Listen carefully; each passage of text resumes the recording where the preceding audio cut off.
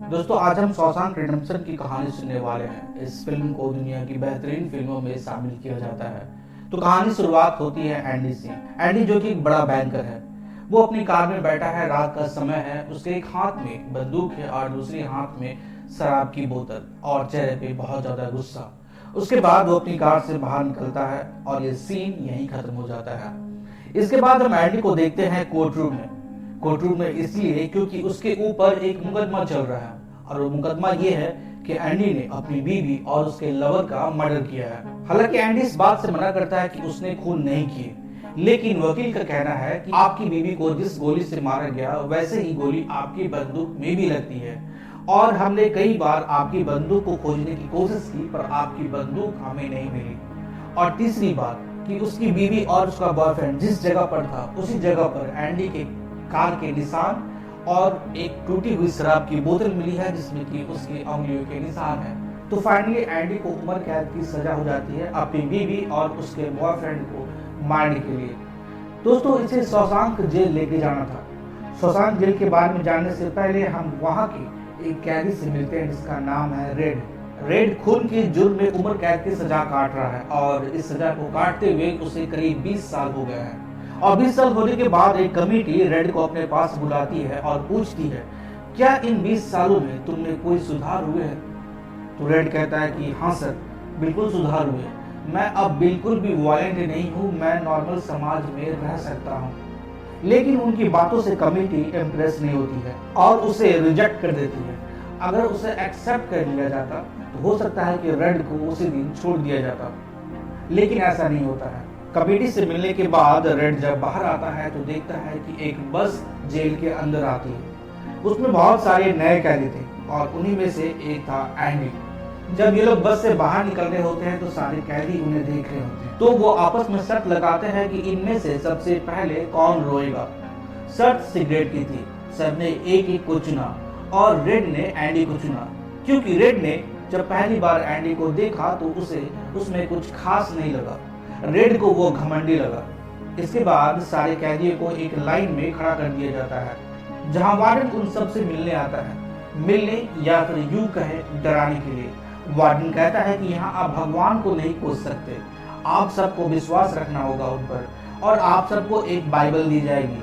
आप जो भी करोगे हमसे पूछ कर करोगे, क्योंकि अब से आपकी जिंदगी हमारे हाथों में है। इसके बाद वार्डन वहां से चला जाता है। फिर सारे कैदियों को नहलाया जाता है और फिर उन सभी को अपने अपने सेल में भेज दिया जाता है। रात को सोने से पहले काउंटिंग होती है कि सारे कैदी अपने सेल में है या नहीं। जेल की पहली रात सभी के लिए मुश्किल होती है। जितने भी पुराने लोग हैं वो उन नए वालों को परेशान करते हैं। कोई ना कोई जरूर होता है। रेड और उनके दोस्त इस बात पर शर्त लगाए थे कि पहले कौन रोएगा। उन नए कैदियों में एक मोटा आदमी था। वो रात को रो देता है क्योंकि सभी उसे चिढ़ा रहे थे। इतने में कप्तान हेडली वहां आ जाता है। पहले तो वो सभी को गाली देता है, फिर उस आदमी को चुप रहने के लिए बोलता है, पर वो चुप नहीं होता। तब कप्तान उसे बाहर निकल कर इतना मारता है कि वो मर जाता है। अगली सुबह सारे कैदियों की फिर से काउंटिंग होती है। इसके बाद वो सभी नाश्ता करते हैं। नाश्ता के टेबल पर रेड अपने दोस्तों के साथ बैठा था। एंडी उन सबके बगल वाले टेबल पर बैठा था। रेड के दोस्त जिसने शर्त जीती थी वो बहुत खुश था, पर रेड उदास था क्योंकि वो शर्त हार गया था। उन सबको सिगरेट देने पड़े, लेकिन जब उन सबको मालूम चला कि वो मोटा आदमी मारा गया क्योंकि कप्तान के मारने के बाद उसका सर फट गया और कोई भी डॉक्टर उसे देखने के लिए नहीं था, वो रात भर ऐसे ही पड़ा रहा। ये सुनकर सभी को बहुत खराब लगा। एंडी ने उन सब से पूछा कि कोई क्या उसका नाम जानता है। ये सुनकर रेड के दोस्त गुस्सा हो गए और कहा कि तुम्हें इस बात से क्या फर्क पड़ता है। इसके बाद ये सभी काम पर लग जाते हैं। एंडी लॉन्ड्री में काम करता है। काम करने के बाद जब वो नहा रहा था तो बॉब नाम का एक कैदी उसके पास आता है जो गंदी नजरों से उसे देख रहा था।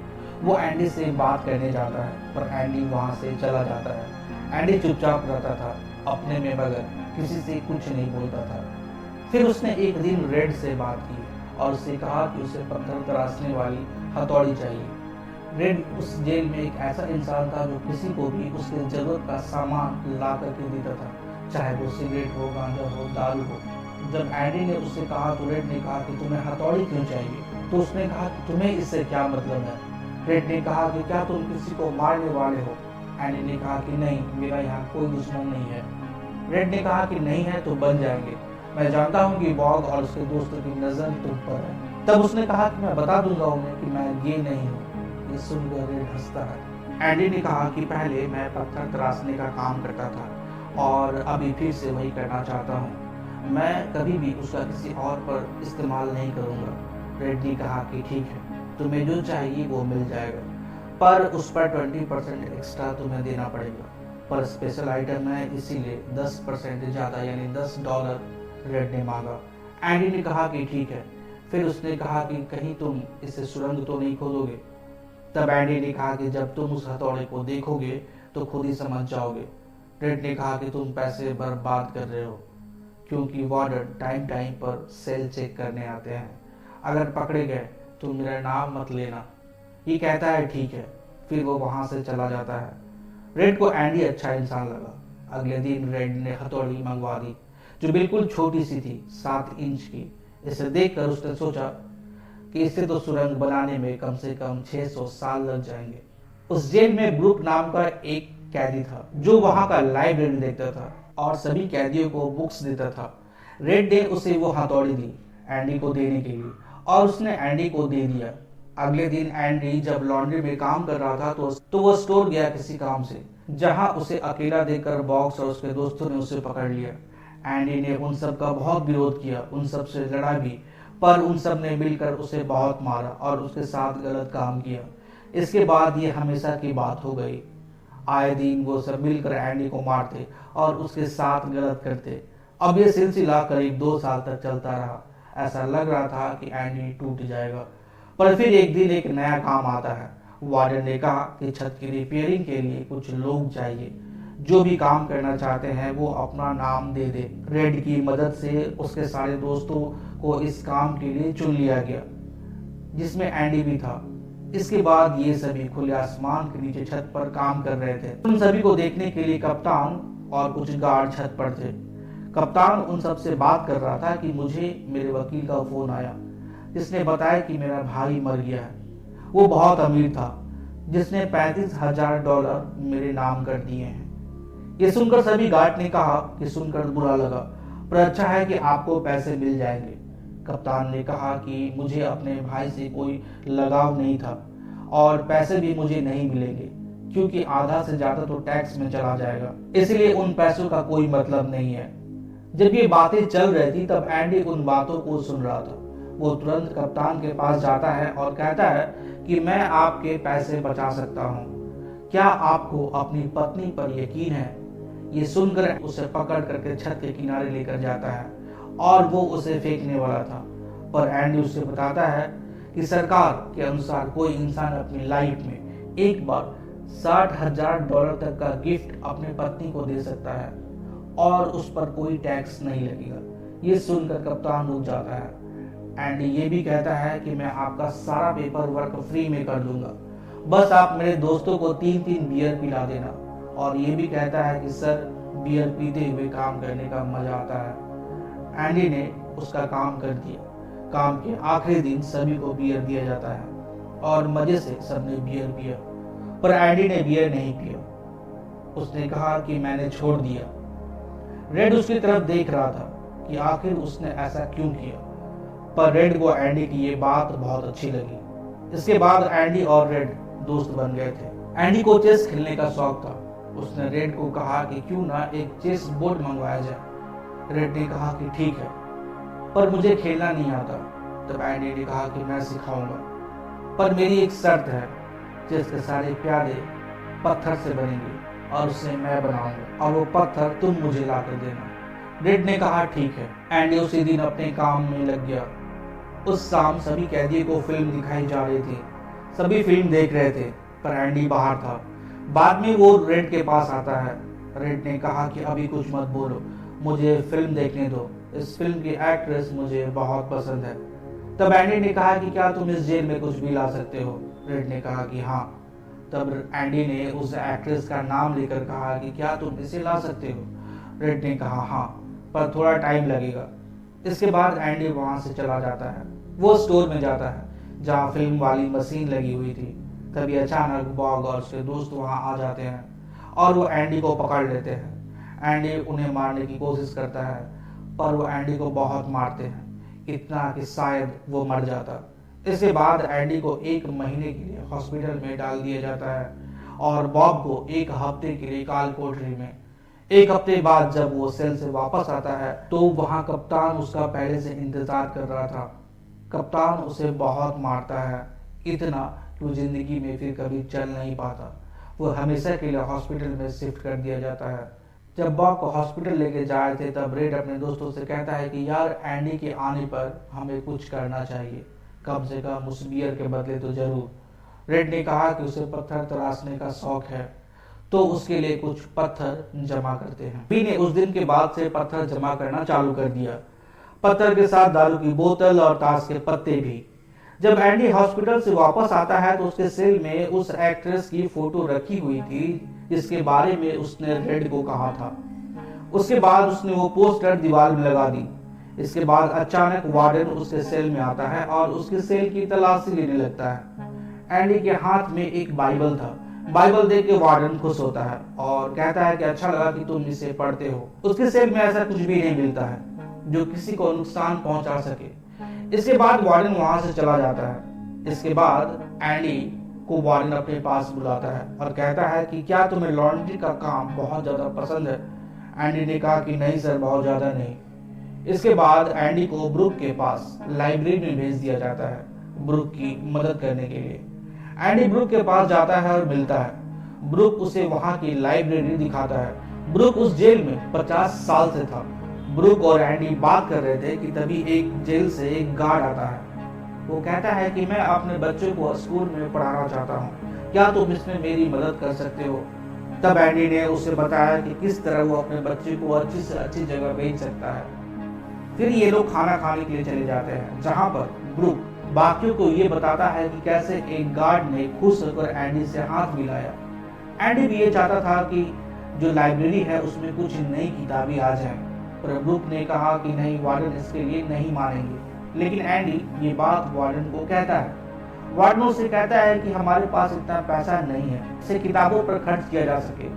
तब एंडी कहता है कि मैं सरकार को लेटर लिखूंगा, वो हमें कुछ नई किताबें दे। वार्डन ने कहा कि तुम ऐसा कर सकते हो पर वहां से कोई जवाब नहीं मिलेगा। पर एंडी ने कहा कि कोई बात नहीं, मैं बस लेटर लिखता रहूंगा, कभी तो जवाब आएगा। वार्डन ने कहा कि ठीक है। इसके बाद जेल में बाकी सभी गार्ड अपने टैक्स रिटर्न एंडी से भरवाने लगे। 1 साल 2 साल हर साल। सिर्फ गार्ड ही नहीं बल्कि वो कैदियों के भी टैक्स रिटर्न भरता था। वो बहुत बिजी हो गया। उसके हेल्प के लिए रेड को रखा गया। फिर अचानक एक दिन ब्रूक ने एक कैदी के गले पर चाकू रख दिया। सब दौड़कर पहुंचे कि अचानक ऐसा क्या हुआ। एंडी ने उसे समझाने की कोशिश की तो पता चला कि ब्रूक की बात की सजा माफ कर दी गई है, पर वो वहां से जाना नहीं चाहता। वो रो रहा था। बाद में एंडी, रेड और बाकी दोस्त बाहर बैठे हुए थे तो एक ने कहा कि ब्रूक पागल हो गया है। तब रेड ने कहा कि नहीं, वो पागल नहीं बल्कि इमोशनल हो गया है। यहाँ पर वो हमारे सीनियर है, हम सब उनकी इज्जत करते हैं। वो पिछले 50 साल से इस जेल में है और यहीं की जिंदगी जिए हैं।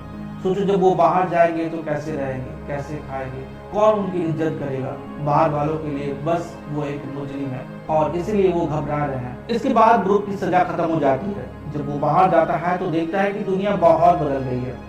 जब उसने पहली बार जेल में कदम रखा था उस समय सिर्फ एक गाड़ी उसने देखा था, अब हर तरफ गाड़ियां ही गाड़ियां चल रही है। सरकार ब्रूक को रहने के लिए एक छोटा सा कमरा देती है और एक डिपार्टमेंटल स्टोर में एक जॉब देती है।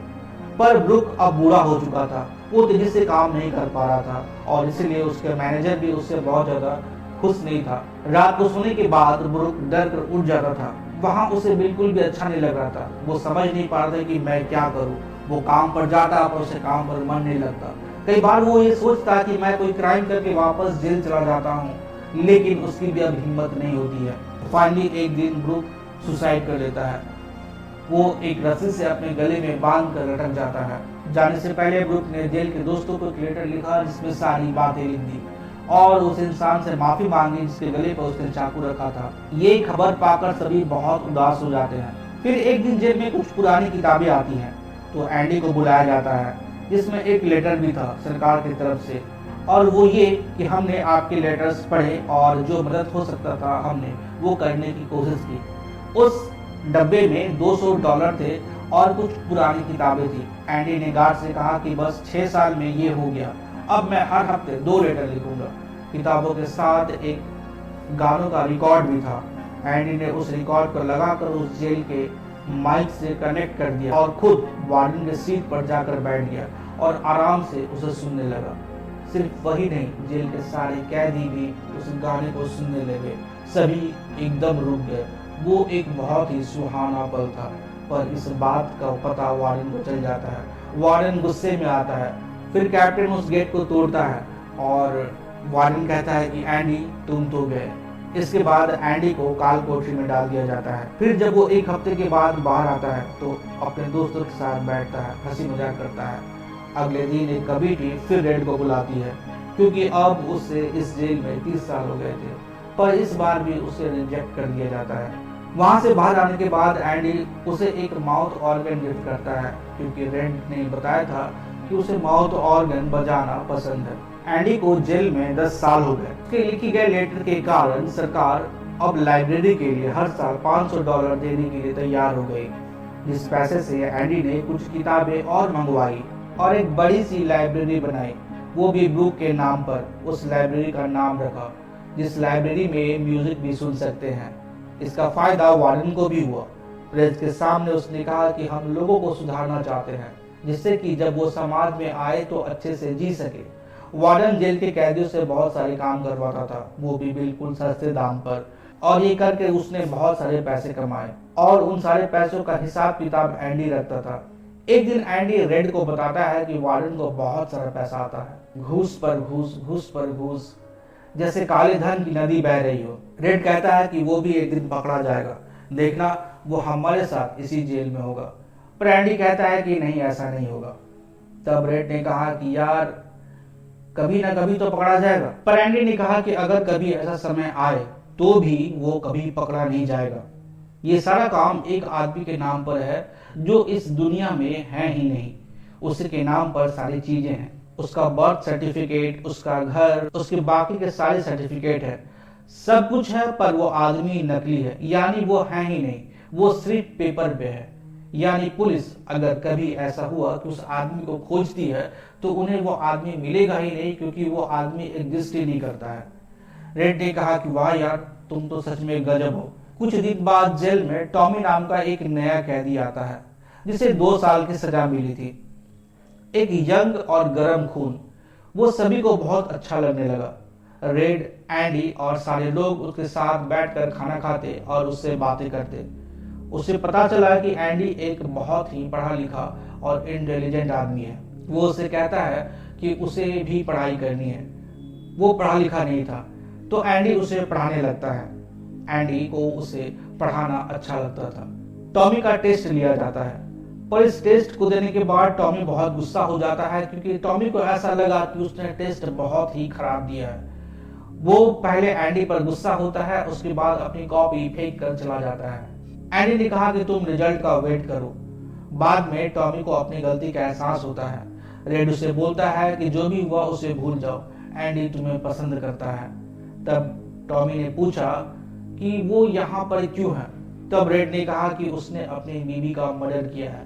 पहले वो एक बहुत बड़ा बैंकर था, पर उसने अपनी बीवी को और उसके बॉयफ्रेंड को एक साथ देख लिया और उसे गोली मार दी। रेड की बात सुनकर टॉमी और रेड एंडी से मिलने आए, जहां टॉमी ने एंडी को बताया कि कुछ समय पहले वो एक जेल में गया था, जहां एक दिन एक नया कैदी आया जो देखने में लंबा चौड़ा था। उसे 6 साल की सजा हुई थी। उसने एक बार मर्डर किया था। जब मैंने उससे पूछा कि तुमने किसको मारा, तो उसने बताया था कि सबसे पहले वो कंट्री क्लब में काम करता था ताकि वहाँ के अमीर लोगों को वो लूट सके। तो एक दिन वहाँ एक घर में वो चोरी करने के लिए गया। चोरी करते समय वो पकड़ा गया, पर उसने उस आदमी और उस लड़की दोनों को गोली मार दी। बाद में उसे पता चला कि वो किसी बैंकर की पत्नी है और पुलिस ने दोनों के खून के जुर्म में उसके पति को ही पकड़ लिया। एंडी समझ गया कि वो उसकी बात कर रहे हैं। वो तुरंत वार्डन के पास जाता है और ये सब बताता है, पर वार्डन ने कहा कि ये सब बस एक कहानी है। पर एंडी ने कहा कि सर वो सच बोल रहा है, कम से कम मेरे पास एक मौका है कि मैं अपने केस को रीओपन कर सकता हूँ और पुलिस अपना काम करे तो उस आदमी को पकड़ सकती है और मैं छूट भी सकता हूँ। पर वार्डन ने ये करने से मना कर दिया। फिर एंडी ने कहा कि सर मैं आपके पैसे के बारे में किसी को भी नहीं बताऊंगा। ये सुनकर वार्डन गुस्सा हो जाता है और उसे 1 महीने के लिए काल कोठरी में डाल देता है। इसी बीच टॉमी का रिजल्ट आ जाता है और वो पास हो जाता है। ये सुनकर सभी बहुत खुश थे। एक शाम वार्डन ने टॉमी को बाहर बुलाकर उससे कहा कि तुमने जो कुछ भी एंडी को बताया क्या वो सच है? तो टॉमी ने कहा कि हाँ सर। वार्डन ने कहा कि अगर तुम्हें जज के पास ही बोलना हो तो क्या तुम बोलोगे? तो टॉमी ने कहा कि हाँ सर, आप मुझे एक बार मौका देकर देखिए, मैं अपनी बात से पीछे नहीं हटूंगा। इसके कुछ ही सेकंड्स में वार्डन वहां से चले जाते हैं और अचानक गोलियां आकर के टॉमी को लगती है और टॉमी वहीं मर जाता है।